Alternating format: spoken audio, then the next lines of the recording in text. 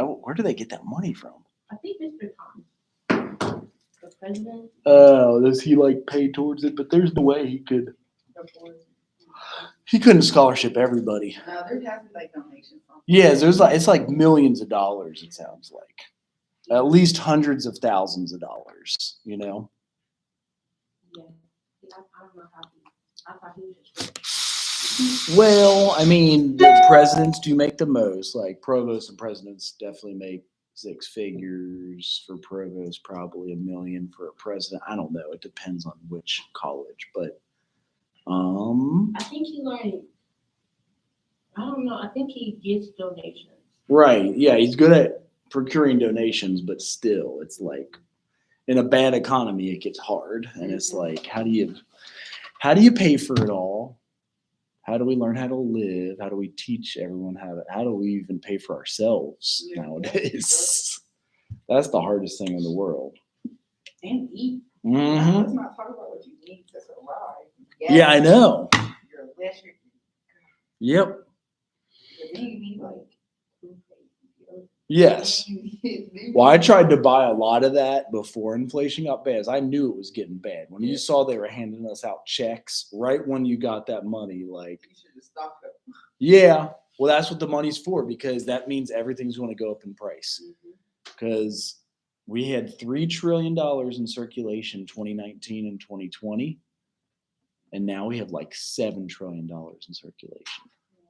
I got another question. That doubles the price of everything. Yeah.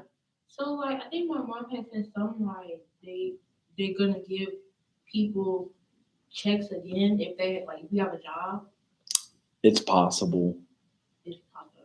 I mean, a lot of times around election season, both either side, Democrats and Republicans, they all give out stimulus, bonuses, benefits, like whatever. Like they might forgive our student loans. I mean, I've got a lot. They do whatever they can for your vote. Yeah. I think Biden actually did, but like it depends on how much you make, basically. Right. Yeah. But cause like my mom was like, so like if you filed your taxes, what was it last year? Last year you're eligible to get a check, basically. Right. She told me that. Wow. Well, there was the child credit. I don't know when that ended. Was that this year or was that last year? I don't know. I mean, I don't remember anymore. I know that there was only a certain amount of children too that you would get credit for. Like, there's no more than 3. Really? Like, Well, that's how many I have. Hey, you don't Yeah, get I that know. extra child. You get that. There's something you get for them, but you don't get the child credit. So you Okay. don't get that extra like Right. 15, I think. Yeah. Something Well, like that. when I was in college, it was $300 a month to pay rent. You could buy a car for. When I got my first apartment, my rent was $446. It was a 2-bedroom. Yeah. And so I'm like, what is going on? Yeah. Now it's like $900 to $1,000 for that. And And I'm just like, this is crazy. it might be like there's just such a huge demand for housing. We've had so much population growth, but not because of babies born here. It's actually a lot of immigration. Yeah. So it's tough. Like that's a subject neither side has an answer to, and they're both trying to answer it. It's like, how do we answer this? There's some houses that are 3 and 4 generations because nobody can afford to live anymore. Yeah. Like everybody's living in that house. Like, Literally. yeah. Like you'll see a lot of moms living with their kids now Yep. because it's just really expensive for the elderly. Like you have to, even with medical coverage, they have co-pays and gotta pay for the prescriptions. It's just ridiculous right now. Mm-hmm. And that's even high. Inflation on medical supplies is Yeah, I know. outrageous. I think my granny, she had retired, and like a couple of years after, she had to move from a 2-bedroom to like a 1-bedroom. Yeah, so she had to move in with us. But since like she's been sick and stuff, like she has to get physical therapy. Oh, She's supposed to have more visits with physical therapy, but like I think she could put Medicare where she can pay. I don't remember. I don't know which one, but like she's on a fixed income because of it. But even with her health insurance, they're only it was I think once a week. Yeah. It's supposed to happen like almost like every other day. Yeah, it's awful right now. Then don't put your family in nursing home.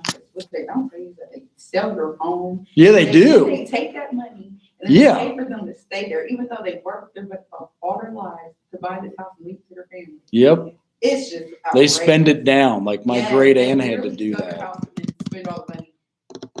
And you're literally left for nothing, so you work all your life for what? And you have nothing to give to your kids if It's you wanted awful. to. It is very, very sad. I told So my mom, if I don't know that because I work in a nursing home. I see it happen all the time. And I work for hospice on the weekend, so I see a lot of it. And you see families like, well, no, I'm just going to take Dad home because I don't want to lose his house. But Right. You know, you can't adequately care for him. Right. It's like putting these elderly people in messed up situations. This is bad. Right. Do they pay any better in some nursing homes now? Like hospice, we have aides, they get some 10, 12, 15 hour. I don't See, know. no, I work at Southwood, so our nursing home pays their full-time nurse. They do it, depending on how much you work. Mhm. But our senior aides, they're like making 21, 22. Okay.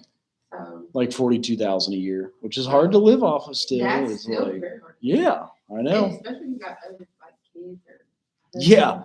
Well, last year we got a COVID pay cut, so we had to live off of 5% less. It was like 40 some thousand a year, and we've got a family of 5 this year. We had a family of 4 last year. It's definitely like scraping. And Yeah. it's, President Thomas makes some of the jack, but the teachers so much don't. And that's you guys apply a lot of time. We do. We they're working on as social workers, you probably could start. This is how it used to go. You'd get your bachelor's and could make like 30, 40,000 a year. If you get your master's, you're talking 50, 60,000 a year. But then as a independent license, you can make a little more. As a supervisor, you can make a little more. So those are some of the details. And did you get a degree before this degree, like a I just associate's? I have my SNA, so I was in the medical field. Okay, So I did a whole 360 after COVID because it was just too much. right. Yeah. Yeah. I started hospice in 2020, so it was we had to suit up and all that gear and like the face mat, like the face shield. Yeah. See, I worked for 12 hours. Yeah, and it gets hot and Yeah. sweaty and like. And you imagine working before, you can't take it all. Yeah. It's just bad. Do they still make you wear all that stuff? At least they make you wear your mask and your face shield for sure. Right. You only put the gown up if they have COVID. Right. But it's still really bad because you only get 2 15-minute breaks and a 30-minute break, so after 12 hours. Right. You can walk outside and tear off from just that a period of time. And then you can't breathe when you're walking because they're N95. Yeah, I know. So you still can't breathe when you're walking fast. You're picking other people up. Yeah. And it's like 3 12s you do, or you could do overtime. See, I do 2 12s right now because I'm in school. Yeah. But normally I do 3 12s. Will they still give you benefits with 2 12s though? Shoot. You do almost everything. Yes, it has to be 30 hours a week, right? Mhm. Okay. That's annoying. Yeah. So we were just going over social justice and social injustice in the intro to social work class. So we were talking about inflation. I'm like, so what do you guys know about it? I always it's been bad the past 3 years. So it's always the topic. And I'm like, what do you buy every single day? Even those things went up in price. I remember those being like, I think the 8-packs were $4. They were 50 cents a piece. Now I think minimum they're like 80 cents a piece for those. So just like, hell yeah, they use anything heavy with the gas prices to deliver. I think these used to be like 8, 9 cents a bottle. Now they're 10 or 12 cents a bottle. So it's just like, gosh. Everything, literally everything. It's a lot. So we are on. I love this class. You go through like all the different ages of the kids and like growing up and what you do and what you remember. And I'm about to have this again, a 1-month-old. And they're a lot of work. But it's like the best age. It's like the cousin. Right. Yeah. You can't really get into nothing. Right. It's true. Yeah. They're not like 1 and 2-year-olds tearing our house apart. Yeah, that like, 1 and 2-year-old, you can't take a nap. I know, yeah. Yeah. So these are some of the things like we all look for as a social worker, like if they're developing normally. So if kids are developing normally, they can like turn your head, look for a dropped object, spoon, whatever. Actually, a lot of times they'll like drop it just to watch you pick it up and like throw it on the floor, and you get annoyed with that. They find partially hidden objects. Um, like you could play peekaboo because they don't know you're like disappearing. They think you're disappearing. Like it's called object permanence. Like if you just go like that, they're like, "Whoa, dude just disappeared." It's kind of funny. But so at 7 months, they can find a partially hidden object. So they're getting better. Like they know something's under the blanket. So they know to like lift up the blanket or take it. At 10 months, they can uncover his toy under cloth because they're starting to learn that things can be hidden and you go into other rooms, and that doesn't mean mom's gone forever. My 1-year-old was like crying hysterically when I dove in the pool like 4 months ago. She thought I was like dead underwater and gone. And I'd come back, I'm like, I'm okay, I'm here. And like, so finally this month, I tried it again as we were at a pool and I jumped in, I came out, and she gets a little scared, but she doesn't cry hysterically like I'm dead forever, like I drowned. But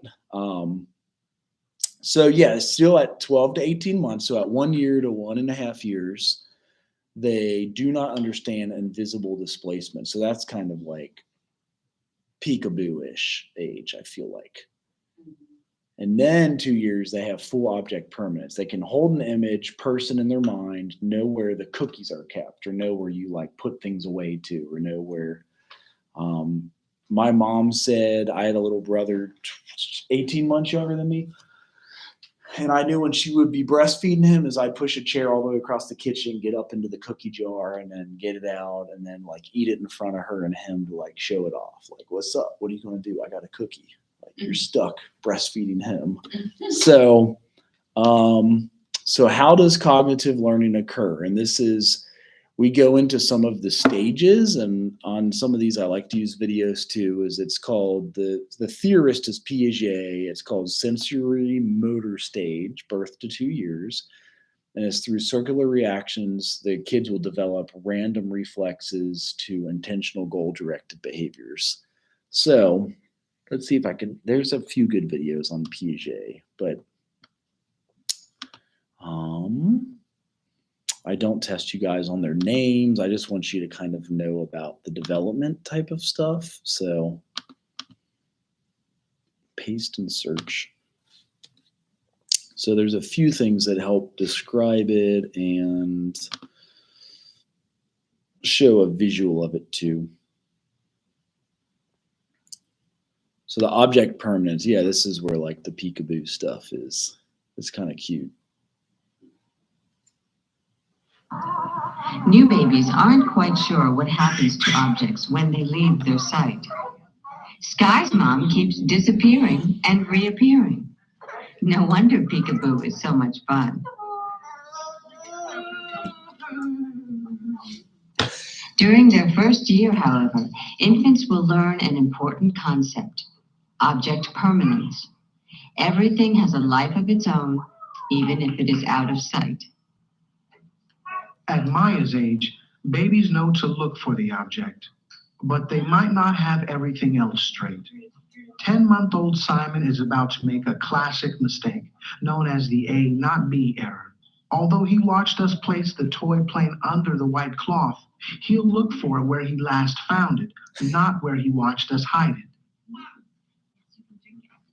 If a 1-year-old can't find an object they want right away, they are likely to give up looking. It's easier to hide stuff from them at that age too, which is nice. But then they start getting like, we bought one of them bounce houses from Sam's. They're like $100. I don't know if you guys have seen those.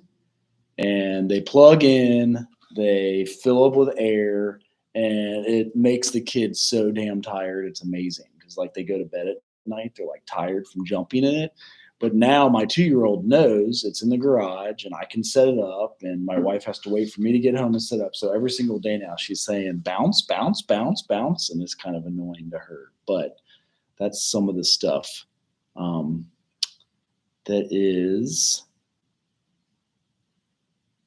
that one's too long. Oh, it's not that long. But yeah, so we're going to go through these 9 stages of human development. So we're on the first one, and it's ages 1 and 2. So they have fun, cute memes about it, like, you don't go anywhere when we play peekaboo. Like, sometimes you just hide behind the pillar and the door, and it's kind of funny. So, and then there's different reflexes the doctors test for, and we can know as a social worker just normal development that they go through. So, imitation of familiar behaviors begins, and action becomes aimed at repeating those interesting results. This breaks it down even further, but I was going for the video if they still have it. Sometimes they lose them. So here we go. These are more of the reflexes. Babies are born with a set of reflexes critical for survival in the outside world. Some of these reflexes are so obvious you might not think to look for them, such as the breathing reflex or the eye blink reflex. Rooting is one of the most critical reflexes. By touching 4-week-old Lily's cheek, she'll turn her head and open her mouth in preparation for nursing. Once the baby So all you do is tickle their cheek, and they're like, oh, time to eat. And that's all you have to do. is in contact with a breast, a bottle, or even a finger, the sucking reflex takes over. Involuntary at first, the neonate will gradually gain control over sucking during the first year.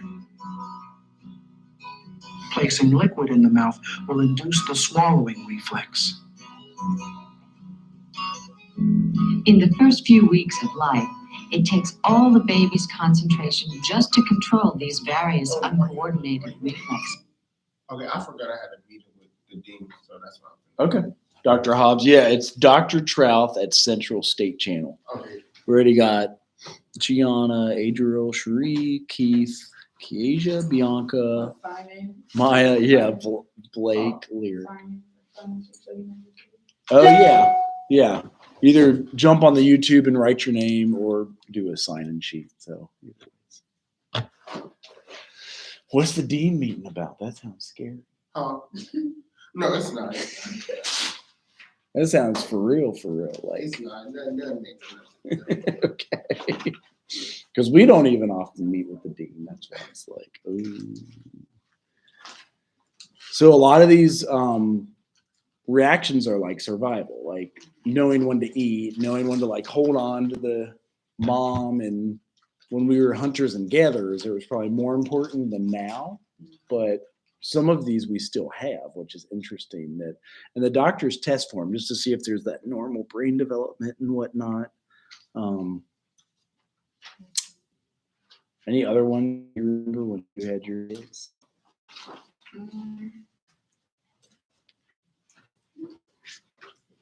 There's a one where like you took their foot and they like grab. Yeah. Yeah. Yeah. Like they're supposed to grab something. I think they'll show it later in here. At this age, feeding Julia can take over an hour. After about 6 weeks, though, Julia will be a pro. There are other reflexes babies are born with that we don't completely understand. In the first 2 months, babies exhibit the stepping reflex.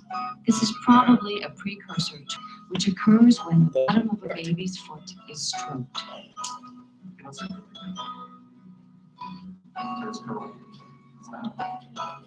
When pressure is placed on the baby's hand, you can see the grasping reflex at work.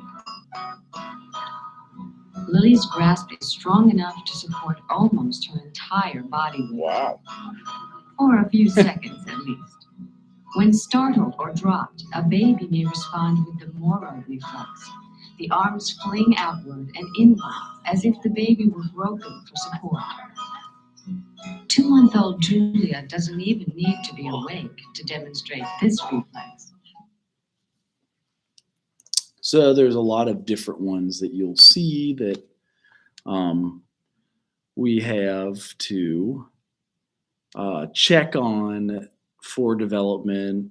There's a lot of funding for social work jobs on Help Me Grow. Have you guys ever heard of those before? Where you go and if they're premature, you make sure they're getting the proper nutrition and feeding and stuff to develop. And so there's lots of like Lighthouse Youth Services hires for Help Me Grow. There's a lot of federal funding for Help Me Grow. So we assess their learning as a social worker. How do babies process information?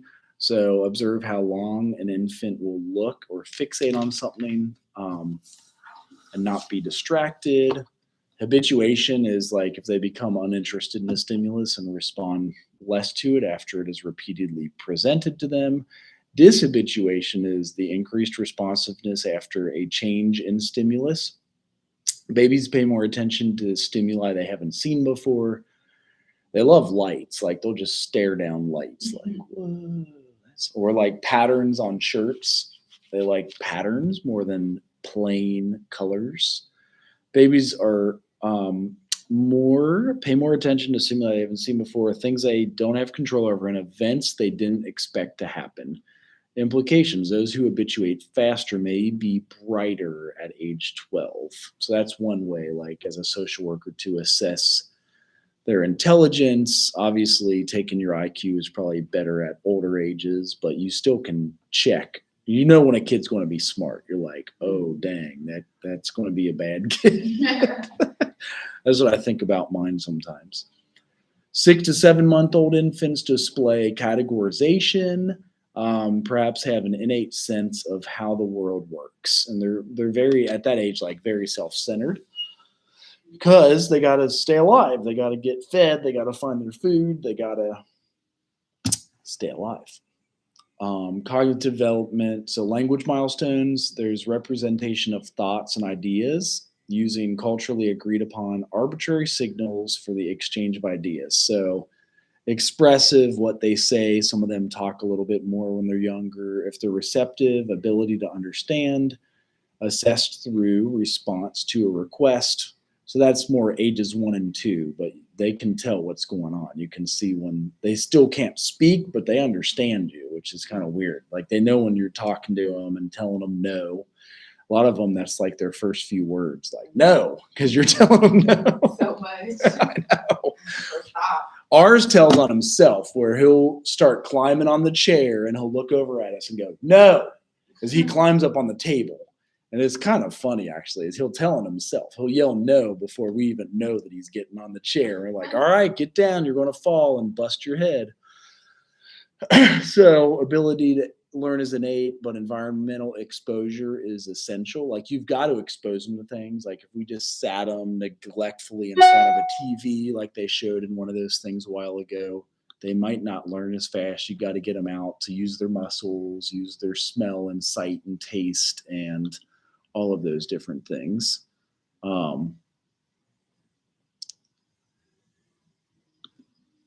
Let's see here.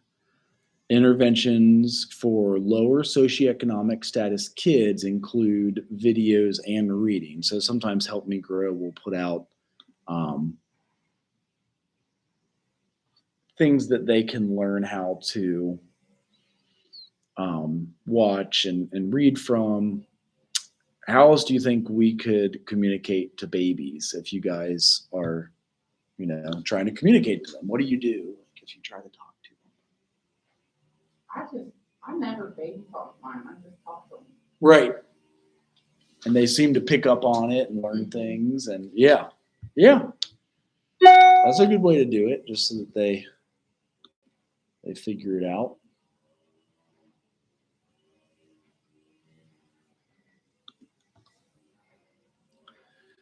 They do say they pay attention to higher pitch tones, so like maybe a female voice, and maybe that's why I will use that with them occasionally. So here's some language milestones. At 15 months, they can shake their head and say no and use 3 to 5 words. The holophrasic speech, one word means a whole sentence. Like when she does say bounce or jump, she wants to go outside and jump on the bounce house. She's 2, but even like, I feel like my 15-month-old is saying stuff that's, did you remember any from your kids? Like they say one thing and they mean everything about it. Like, eat, eat, eat, eat, eat.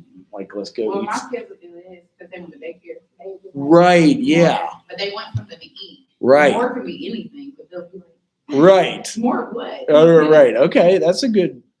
And then there's overextension. So one word, they say dog, but it might mean animal. Mhm. Because she calls bees flies, a spider is a bee, a fly is a bee. I have a beehive too, so I'm trying to teach her. Yeah, she knows. It's like bee, bee, bee. And I guess 18 to 24 months, so they have a vocab of 50 words. That sounds about right. Telegraphic speech, so they combine 2-word phrases, noun and a verb, like more drink. So that's only at 1.5 to 2 years, though. So then when assessing as a social worker, red flags are like at 6 months, if they're not turning to sound or voice, that could mean like deafness or a lot of things. At 9 months, lack of babbling, constant sounds, like da, da, da, da, da. You start getting sick of it. It's cute, but it's still like when you hear it at like 10, 11, 12, when you're trying to sleep and they wake up like, down, and you're like, oh my gosh. At 24 months, failure to use single words. So those are some of the red flags that come up. So here's social emotional stuff. At 1 month, they already discriminate the mother's voice. They know when mom's talking to them. At 2 months, reciprocal smiling. They know to smile back at you. 4 months, stop crying at parents' voice, like spontaneous smiles. 6 months, stranger anxiety. So they have like the fear and emotion. They see somebody they don't know. They're like, get me out of here, dude. 8 months, gaze monitoring. So social referencing for emotional information. 9 months, separation anxiety. They orient to their name. 12 months, look to strangers for cues, like they're trying to communicate with you or understand. 15 months, empathy and hugs. And then at 18 months, pretend, play.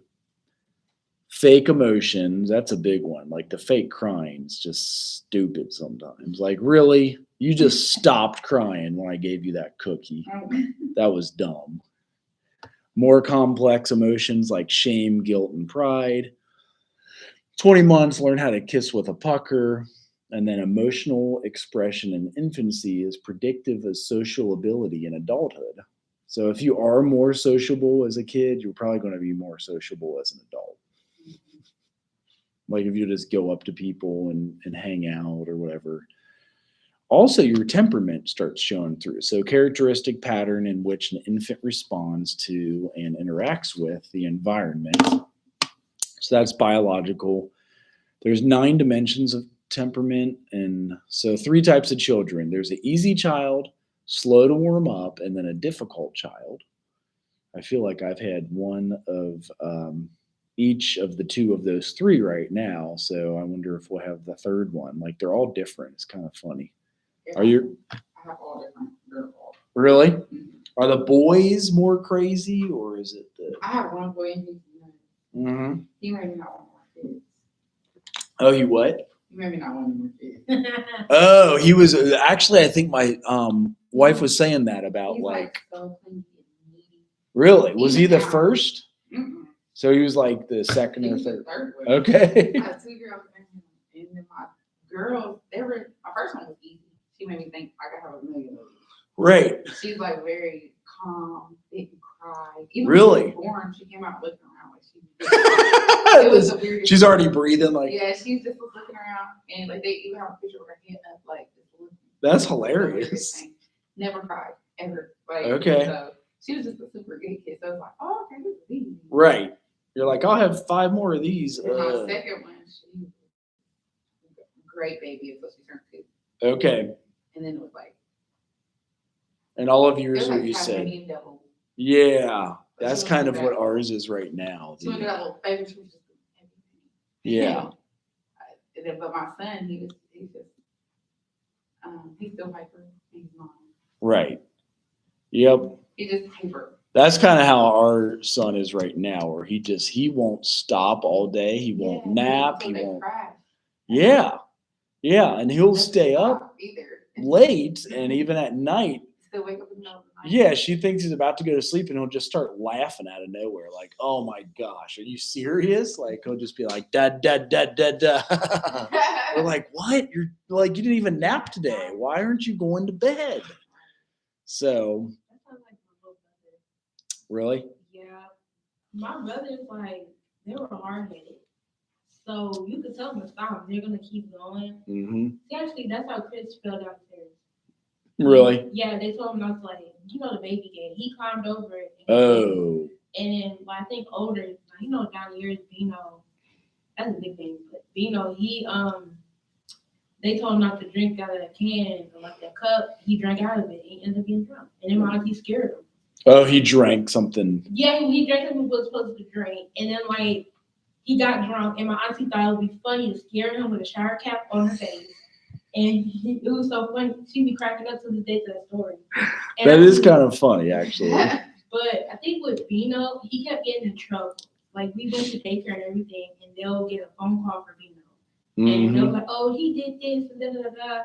And then after that, it kind of like, he was like, I never did this.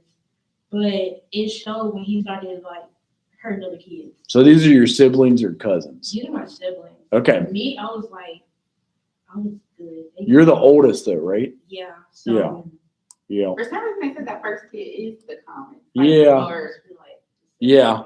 I feel like my oldest is now picking up on ours, and we are kind of like energetic and dramatic. So I think she's starting to become that way, where she'll like fake cry and be like, we're like, why are you so dramatic? It's like, I guess we are. yeah. That's probably why they learn what we do and they imitate it. So, behavioral inhibition, implications for adult functioning, and then important to have the right match from the environment for each temperament. So, goodness of fit. Oh, this is where, have you guys learned anything on attachment yet? Because this is kind of interesting. I know my own thing on the test. All right, yeah. I mean, feel free to share. My This is little baby better. She ain't little, but she acts like it. Like she still co-sleeps. oh yeah, She still has she's 7. separation anxiety. She's 7. I think we're gonna have co-sleepers for a long, Oh long my time. gosh, it's really, really, really bad. Like We don't know how to stop it. No, We it's just can't. awful. And when she was a baby, she has epilepsy. So Mhm. I so I could feel her. Yeah. Like, you want to put her in a crib, but I don't know if she's shaking or not. So Right. I just rather keep her beside me. Yeah. So that's how that started. Okay. And it just has stopped. Like, I think I breastfed her too long. Oh, That she'll still put her hand on my shirt. like 1, 2, or 3 or something. She was 1.5. Okay. Yep. I still think that was too long because she doesn't, like the doctor said, she doesn't see it as a private part. Oh, It's kind of right. like a- Yep. She's like, that's Comfort. mine. Yeah, it's like a Yep. comfort thing. So Yep. even with her being big, the only thing I can do is redirect her. Like, no. Right. stop. But she'll still put her hand in my shirt. Like, That is kind of interesting. Yeah. really Because weird. I asked the doctor, like, you don't think I'm doing so weird. right. And she does this all the time. But if she's sleepy on her where we are, she'll like stick her hand inside my shirt. Like, she has to feel skin. Yeah. But it comes from her breastfeeding for so long. That was her comfort thing. So when do they say to stop? Because I feel like we try to breastfeed. It's hard as the cling or latch or whatever that's Yeah. called. So we only made it 3 or 4 months with each one, then doing pumping as long as you can, and then stopping. No, that's smart for me because she lasts on fine. And it was too long, but it was just easier. Right. It really was easier for me. Was we're wondering too when like there's a separation of like they can't see you. Yeah.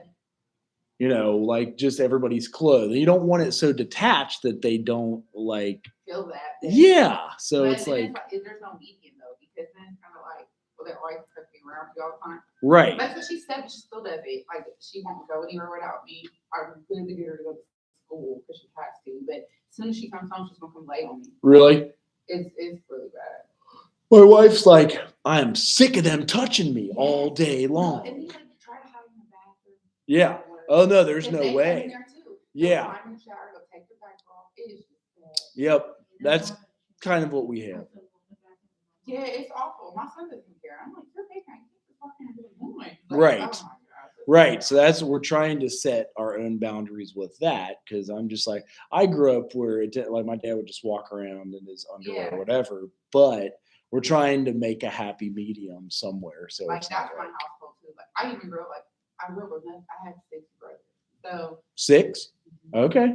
on my mom has 2 and my dad has 3. So I didn't live with all of them, but none of them were close. Right. Like my son took it yesterday. He's like, Mom, I want to sleep in my underwear. I was like, why? He's like, because it's normal for boys. I said, well, who told you that? He's like, Uncle Michael. I was like, Oh, instead of pajamas, you mean? yeah, so Right. he's supposed to sleep in underwear. Right. He sees my brother do it. My brother's grown. Right. So he was like, he sleeps on my couch in underwear. I was like, Right. Yeah, but the cool part is if you wear a t-shirt and even boxers and you don't have to change the sheets as much because Yeah. you'll sweat on the bed and all that. it's So really it's, close. yeah, you just wash your clothes instead of the sheets a bunch of times. So anyway, Yeah, that's 50-50 thing. right. But the attachment thing, I don't see that in stock. Yeah, so there was a big actually this is interesting because this sometimes is where a lot of things that we see as social workers and counselors come up, and I feel like this explains it very well if I'm remembering correctly. There's another one that talks about how they test attachment theory, if you have a secure attachment, insecure attachment, or a broken attachment. But this one is the video I like the I most need on to it. find the best way to learn I math still and go in the science. bathroom with my mom. Right. She be done to whoop It's me. brilliant. Right. I still don't leave. She just starts screaming. The attachment "Mom, I theory, can't huh? hear what you doing." Right. That's So kind of But because like I'm trying to at least with a woman, a lot of times you're sitting on the toilet. With a man, you're standing up, and my son will walk in, like try to throw a ball in the toilet. I'm like, dude, Don't do that. I know it looks fun. It is water, but not that water. Like, Yeah, don't play in that like, water. not do that. Mm-hmm.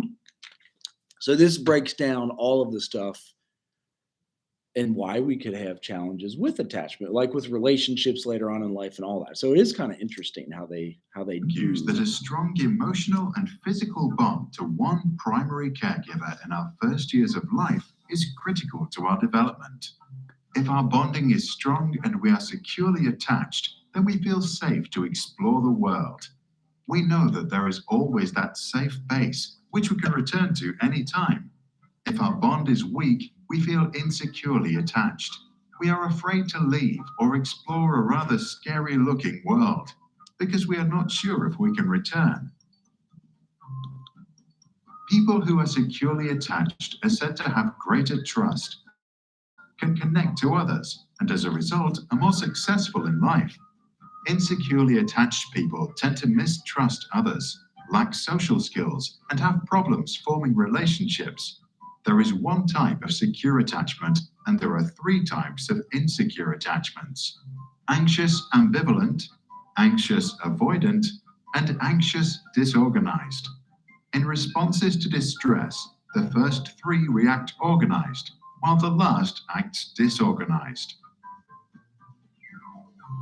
To understand the theory better, let's look at Mr. and Mrs. Smith, who have 4 children: Luca, Anne, Joe, and Amy. The Smiths are lovely parents who cuddle, make frequent eye contact, speak warmly, and are always there for their kids. But one day, Mr. Smith falls very sick and dies. For Mrs. Smith, life now becomes very difficult. She spends all day working, while at the same time trying to care for her children. An impossible task. At 6 years of age, Luca's brain is for the most part developed, his character strong and his worldview shaped. The new situation does not affect him much. He knows there is still always Mum, his safe haven. He feels securely attached. Later, he turns into a trusting and optimistic young man. His self-image is positive. Anne, who is 3, has problems coping with the new lack of attention. To Anne, her mother now acts unpredictably. She is anxious about their relationship and as a result becomes clingy. To get her mum's attention, she has to raise her emotional state and scream. When her mum finally reacts with a predictable response, she herself acts ambivalent and doesn't show her true feelings. Later in life, others think Anne is unpredictable or moody. Her self-image is less positive. Her attachment style is anxious ambivalent. 2-year-old Joe spends his days with his uncle, who loves him, but thinks that a good education means being strict. If little Joe shows too much emotion or is too loud, his uncle gets angry and sometimes punitive. This scares Joe. He learns that to avoid fear, he has to avoid showing his feelings, also in other situations. As an adult, he continues this strategy and has problems entering relationships. His image of himself is rather negative. His attachment is anxious avoidant. Amy, who is just 1 year old, gets sent to a nursery. The staff there is poorly trained, overworked, and often very stressed. Some are outright abusive. Amy therefore becomes anxious of the very people she seeks security from, a conflict which totally disorganizes her ideas about love and safety. As she is experiencing fear without resolution, she tries to avoid all social situations. As an adult, she thinks of herself as unworthy of love.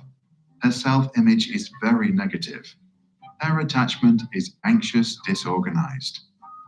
Our attachment is formed in the very first years of our lives, a time when we are too young to communicate our anxiety, and as a result, can experience high levels of stress. Then our adrenal gland, an organ sitting on top of our kidneys, produces the stress hormones adrenaline and cortisol. The heart rate increases, the blood pressure goes up, and we become alert. If that happens frequently, it is called toxic stress. Toxic because it impairs the development of a child's brain and weakens the immune system. If embryos are at a very young age, toxic stress can even switch the expressions of genes, which can affect our health many decades later. By simulating a strange situation, we can assess an attachment style already by the age of 1. This is the one I was going to show you a separate video on, as they have live experiments of this, but also why we focus on toxic stress and trauma, because like it does affect your like even heart development, lungs development, brain development, all that if you have too much cortisol. Why we also watch Paper Tigers. I think you've already seen Paper Tigers though. It's that documentary about toxic stress. You may not have seen it. It's free on Amazon Prime, but we'll let them do this first and then I'll show you strange situation after that too. To do this, we let the child play with their mother for a few minutes inside a room. Then the child is left alone. The key moment is the child's reaction when her mother returns. Securely attached children first usually hug their mother, then can calm down and eventually get back to playing. Insecurely attached children can be ambivalent and avoidant. Some can't stop crying or refuse to continue playing. The long-term effects of our attachment in the early years are well documented. Using the theory, researchers at Minnesota University were able to predict already at age 3 if a child would drop out of high school with 77% accuracy. In another study, undergraduates at Harvard were asked to assess how close they felt to their parents. 35 years later, they were asked about their health. 91% of those who said they had a rather broken relationship with their mother were also diagnosed with health issues, including coronary artery disease, hypertension, and alcoholism. For those that had reported a warm relationship, the figure of poor health diagnosis was just 45%. But there is another reason why the early years deserve special attention. They are the starting place for subsequent behaviors. A kid that feels securely attached at age 2 can make friends at kindergarten. Their worldview gets reinforced with every interaction, and they develop optimism. As a result, they make good relationships at school, then at college, and later at work. Highly insecurely attached children can miss out on this opportunity. Psychologist John Bowlby, a pioneer in attachment theory, allegedly said, "What cannot be communicated to the mother cannot be communicated to the self." In other words, those who feel insecurely attached might not quite understand themselves. To get to know who they are and what they feel, they might have to go way back in time.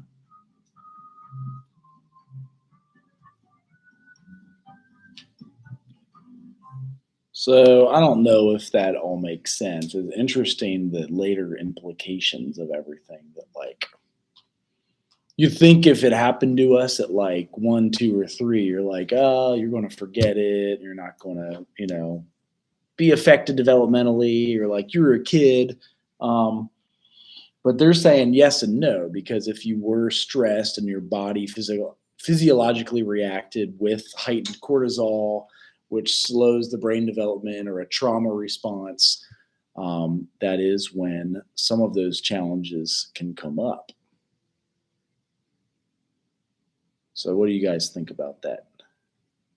I think it's honestly, it makes more sense to me.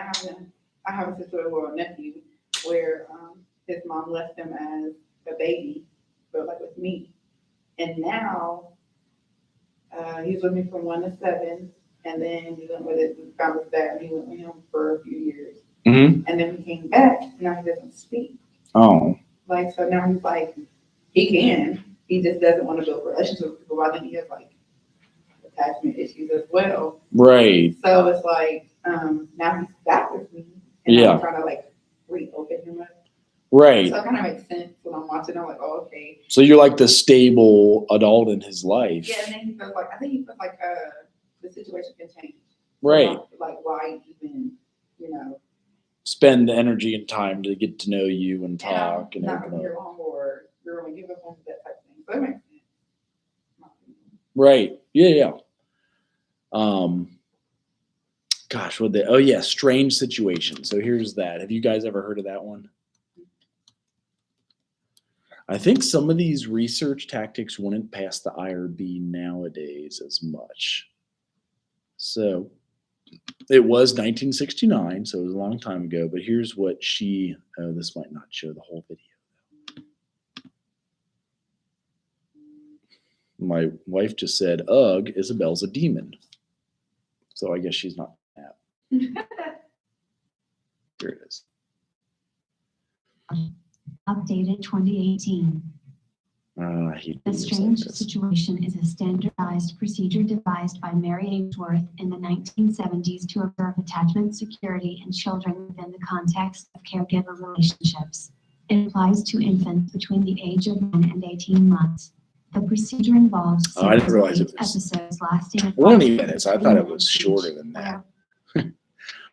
Which they kind of explained it in that first video, but they have a few that break it down well, like this one. So attachment, this is how we can judge if their attachment is good, bad, or normal as a social worker. So let's skip the ad. There's always so many advertisements.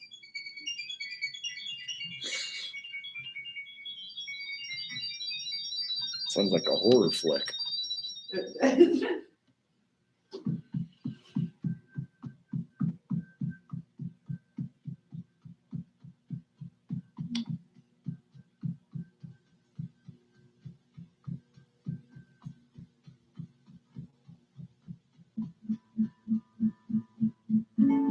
Nothing in life is more precious than the intimate relationships we have with loved ones. Healthy love relationships delight us, give us confidence to take on challenges, and support us in difficult times. These close emotional bonds, what we call love, were the focus of Mary Ainsworth's work. Her work can be described as the scientific study of love and how it develops. Her primary focus was on the infant's developing love for its primary caregiver. She saw this as the early form of a lifelong emotional bond. think that they're fundamental similarities. Which I actually grew up in a very kind of stoic family, like German-esque even, where like we did show some love, but didn't hug all that much, and like just so it's interesting to watch this stuff too.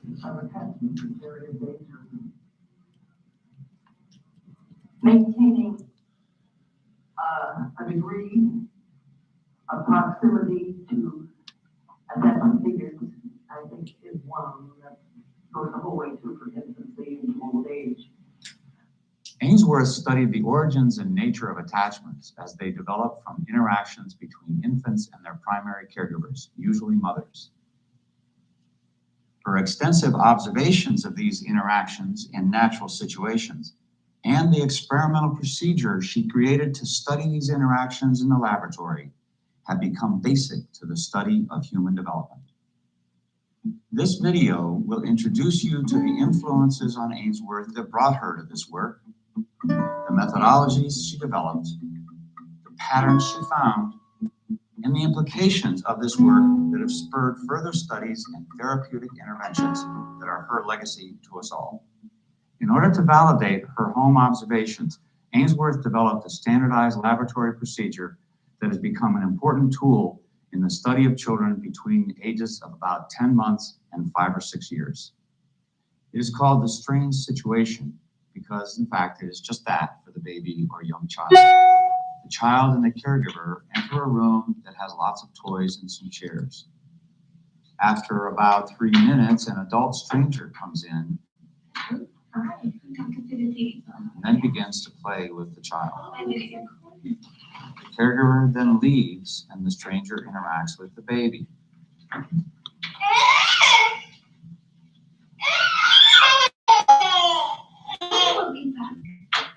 caregiver signals her return and enters.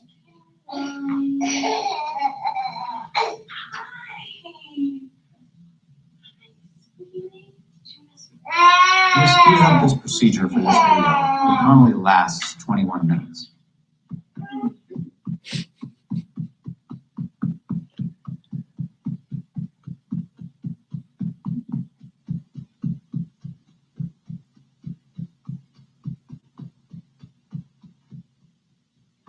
Oh, that's a monkey? Huh. What the hell?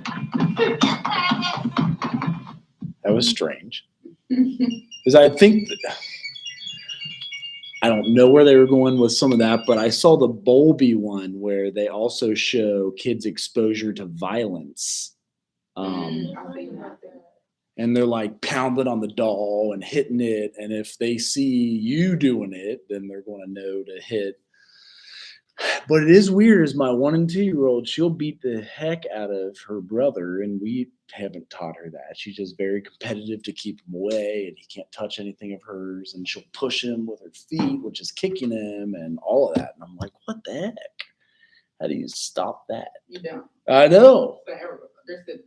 Yeah. And he's starting to, now he's only 2 pounds lighter than her. So he's like pushing back and fighting back. And she's just a little bit more like crafty with what she does. But he'll like laugh at her. She'll like sit on him and try to beat him bad. And he like laughs about it. And I think it makes her even more mad. Like, I want you to cry. Like, why are you laughing? And he's just sitting there laughing about it. Like, oh, I think she's trying to actually show me how bad she is today. So I don't know why it works. Well, we got everybody signed in there, but if the video wants to play, I guess we'll see.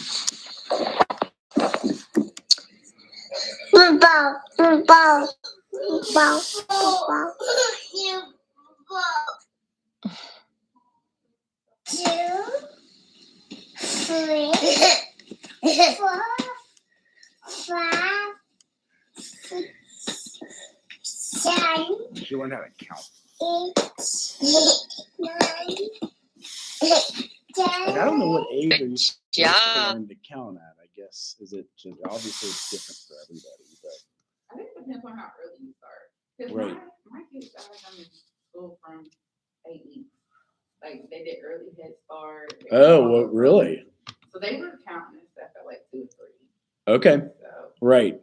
Yeah, we're debating when to do the preschool stuff. It sounds like there's funded preschool now by a lot of agencies and federal funding and social workers and all that. So, this is getting into what we were covering before anyway. But the full-on attachment stuff, you can have those three: either secure, insecure, avoidant, or insecure, anxious. And I also wanted to show you guys the paper tigers. You'll probably remember it when I show you this trailer about trauma. Oh, You remember it? yeah, with the different kids. Yep. And then The focus on trauma. So and you can watch it free if you have Amazon Prime. It just lets you know. In every school in America, walking down every street in America, there are the kids that get labeled. Get rid of them. They're nothing but trouble.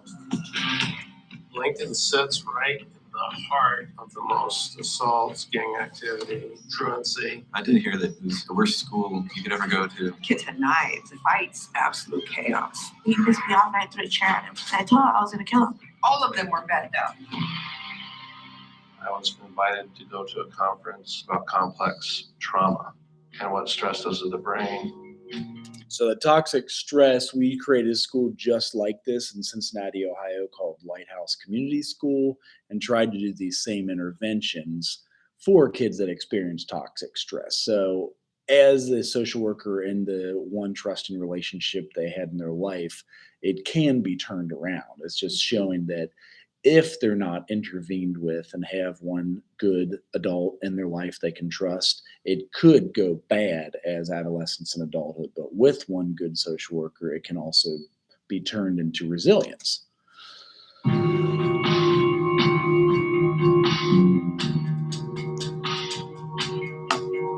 behavior isn't the kid. The behavior is a symptom of what's going on in their life. My mom was like, Gary Shanley.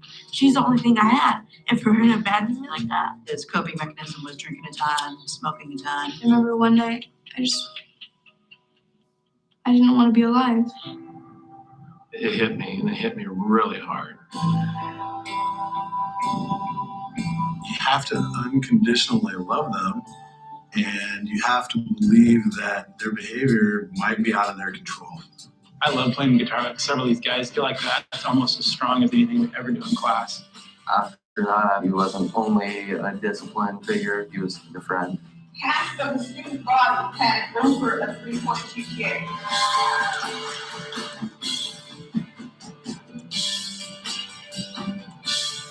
To watch their confidence come back has been incredible. I'm not by myself anymore. I got a team. If I can do it, all of you can definitely do it. It's not that I'm judging you. I know why you're smoking weed. I know why you smoke meth. I know why you're in fights. You don't want to feel. I mean, that's the big challenge is I'm asking you to try feeling for a little bit because sometimes when you feel, it guides you in the direction that you should be going and not to where you are. So you do remember it. Oh yeah, she was the one who had a boyfriend at a young age, it seemed. And they were getting serious young. Right. Right. You're like, what does love mean to you? Like, that's because you like want to. Right. Yeah. It did. Yeah. So it is free on, I guess it's Prime Video. That's what it is. So. Oh, it's free. Yeah. Yeah. Yeah. I definitely got Amazon. Probably shouldn't, but. Right, I know. Well, so with your student email, it's free for 6 months. Yeah. So type in your student email. And you get free Grubhub Plus then for 6 months. If you ever do that, I know it's super expensive, but it's free delivery. And sometimes they have a good coupon that makes it like the same price in the restaurant and they'll bring it to you. Right. So, that .edu address is a big time for a lot of us.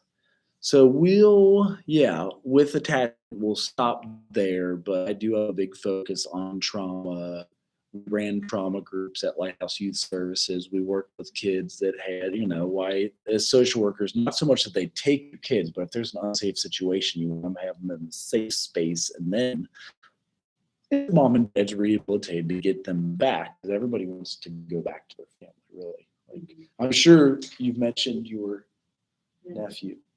He probably wants to go see mom and dad. Oh, yeah, he lives with mom. Yeah. I don't know about his dad so much, but. Right.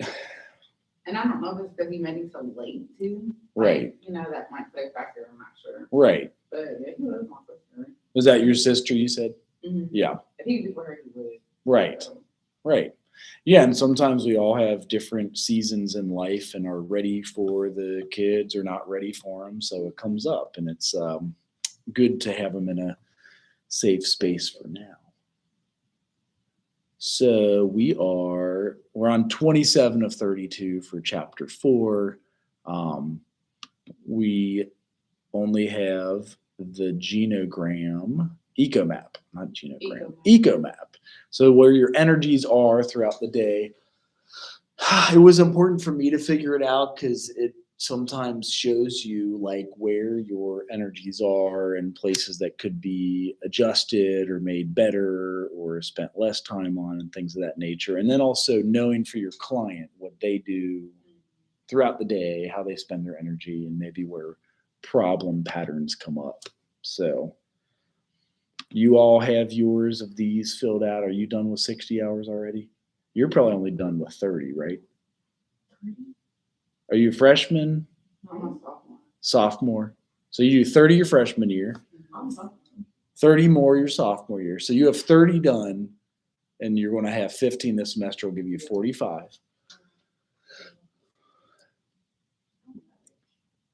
I show this to you guys all the time as it helped so much for planning. I wish somebody had done this with me, but basically you just need to do that 5 classes every semester to graduate 120. You do all the courses on the left. It's 48. All the classes on the right in social work are 49 with stats and research. And then you have 23 hours of electives, which is like 7.5 classes for electives. Probably that USS class. Somebody was talking about that earlier. And that's it. There's 9 in social work, and then your field practicum and field seminar, stats and research. You don't have to take a language anymore if you don't want to. If you do the normal English, math, history, philosophy, psych, and intro to sociology, and then all the social work ones, you're done. You have a degree, and you stay on time. You can finish early if you did 18 hours every semester or summer classes, or you can finish on time with 15 for 120. So I always show it to people just to like remind yourself to stay on track. You know yourself what you have to still take and register for. If you want to go online and stay at home in Indiana for a semester, you can, as there are online courses on this side. We don't have as many. I took all of them. All the ones on the left? Yeah. So it may just be your electives. Because like I said, there's 48 hours of these, 49 here. That gets you up to 97 hours. If you need 120 to graduate, that gives you 23 hours of electives you can take. Whatever you want. I'll try to take my important classes first. I'm taking my electives. Right, yeah. No, that's a good way to do it. So you've done PE and health and wellness and all those too? Yeah, she definitely did take all the important ones. Bio 1500, that's a crazy one. I couldn't take that one because it was locked out. No, it wasn't all. I did bio last semester. She said I needed two science classes, and I was okay. Water resource. That's one. Class yeah. It conflicted with statistics, and I needed statistics. So. Well, you do. That is crazy. You're taking it already your sophomore year. Did you come in with hours too? With statistics, yeah. That first year I had math. I wanted to break from math. Okay. So I didn't really want to do it. And I was like, okay, next year I can do it. I was like, okay, I'm taking statistics. That's another one required. No, I did that online though. Public speaking? Online. Yeah, it was online. I didn't want to walk at the time. So did you transfer some hours here, like from your high school years too? The thing is, I took psychology psychology, sociology, but I guess they weren't college credits. Right. There's like the AP classes and all that. But again, yeah, if you do your 48 and 49, then you got 23 electives to play with. Now you're done. And it keeps you real focused. You know what to do. It's easy to stray off path and see a yoga class or something simple, but save that for senior year. Yeah, that's what I I know. Save all that PE and stuff. for Right. senior, that's smart. Yeah. So I show it all the time just so you'll get sick of me showing it, but that way you guys have it ingrained in your head what you need, and then you're done in really 3.5 years. You started a year ago and you'll be done in 2.5 in May. Right? Hopefully. We're a third done this semester already. We've done 31% of the semester. Yep. Today. Yeah. So It's kind of flying, but it does fly, but I always want to bring it back into perspective. So it's like, you all will do amazing and finish